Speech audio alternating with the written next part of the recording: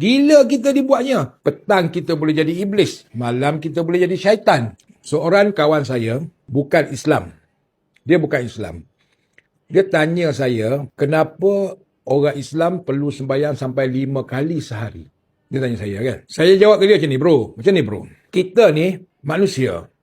Manusia ni sekejap dia boleh jahat baik, sekejap dia boleh nakal, sekejap dia boleh jahat. Pagi kita boleh jadi beriman, petang kita boleh jadi iblis, malam kita boleh jadi syaitan. Kerana itulah kita kena solat, bro, 5 kali sehari. Sebab setiap kali solat, kita sedang connect. Network kita sedang connect dengan Allah Ta'ala. Kita sedang menyambung. Kita bayangkan telefon kita tanpa network, tanpa talian. Macam mana? Tak ada talian. 1 jam, 2 jam tak ada talian.